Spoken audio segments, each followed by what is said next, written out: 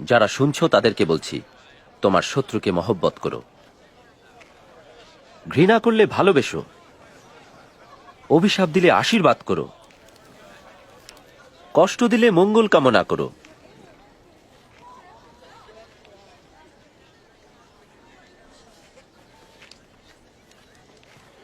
কেউ যদি তোমার এক গালে চড় মারে, তাহলে অন্য গালটিও পেতে দিও।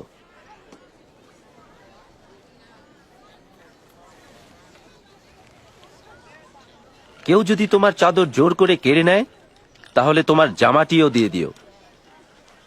যারা তোমাদের কাছে চায় তাদের দিও। কেউ তোমার কোনো জিনিস নিয়ে গেলে তার ফেরত চেও না।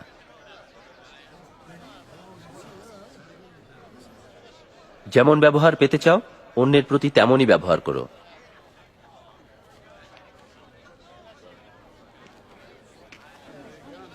যারা তোমাকে ভালোবাসে যদি তাদেরই ভালোবাসো, তবে তাতে প্রশংসার কি আছে?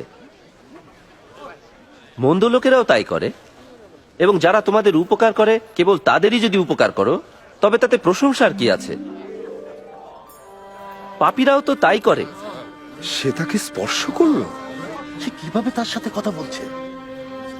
তওবা।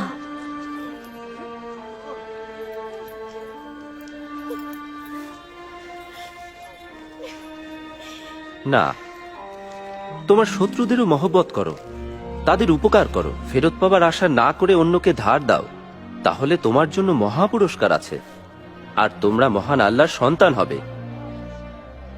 কারণ তিনি অকৃতজ্ঞ ও দুষ্টদেরকেও দয়া করেন। দয়ালু হও, কারণ তোমার বেহেশতি পিতাও দয়ালু।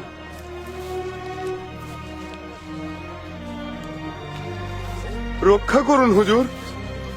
বিচার করো না, তাহলে তোমারও বিচার হবে না। দোষ ধরো না, তাহলে তোমারও দোষ ধরা হবে না। ক্ষমা করো, তোমাকেও ক্ষমা করা হবে। আমাদেরকে সেই পথে চালান হুজুর।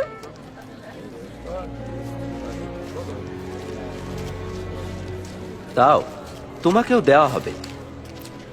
যেভাবে মেপে দেবে তোমাকেও সেভাবে মেপে দেয়া হবে। এক অন্ধ আর এক অন্ধকে পথ দেখাতে পারে না। যদি সে তা করে তাহলে দুজনেই গর্তে পড়বে। তোমার ভাইয়ের চোখে তুমি কুটা দেখছো, কিন্তু তোমার চোখে যে কড়িকাঠ আছে তা দেখছো না কেন? আমাদেরকে পথ দেখান হুজুর। আমাদের এখন আপনাকেই প্রয়োজন হুজুর। ধন্য